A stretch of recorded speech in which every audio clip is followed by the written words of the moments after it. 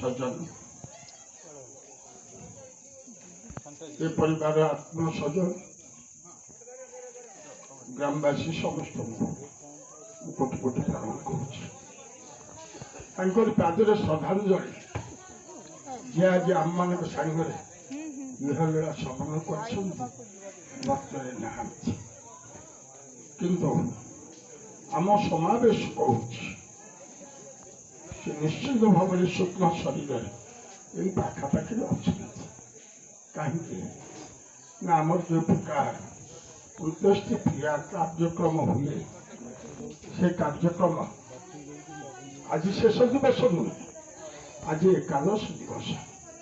से माउसी पादरे मोर श्रद्धांजलि मो सहित एत संस्पर्श न आसिले मो पुओ जरिया मानस घरे गोटे थर आतिथ्य नहीं जहाँकि मुझे किसी ग्रहण कलिनी भुवनेश्वर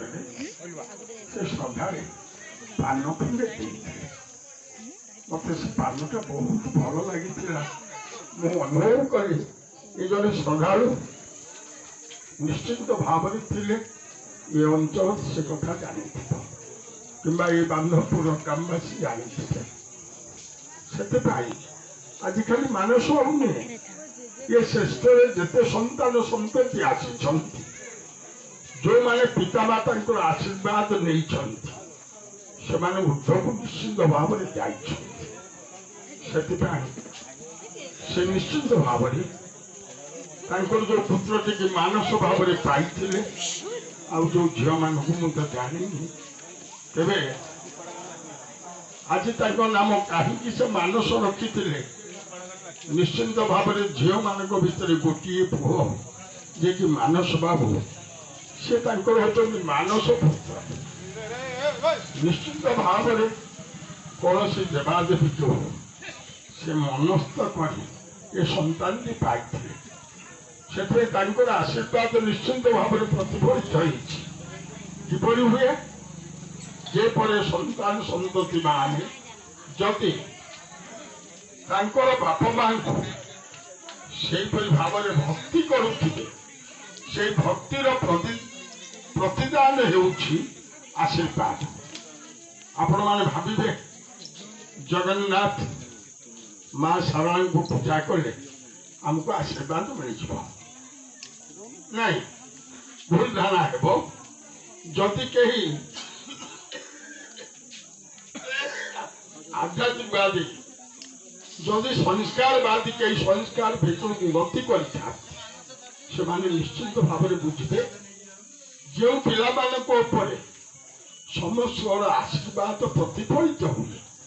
से ऊर्ध को जाती से भाव में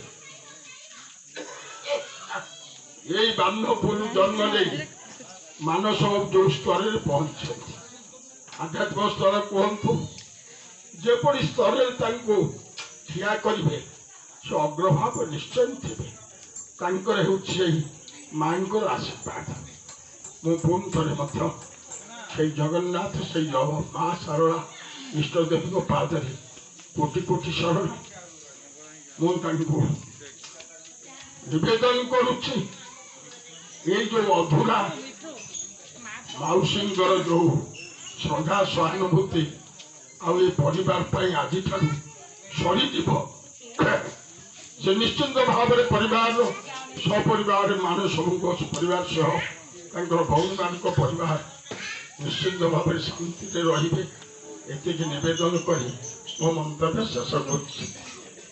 जय जगन्नाथ जय मां शारदा। मनीष मरिब दिने जन्म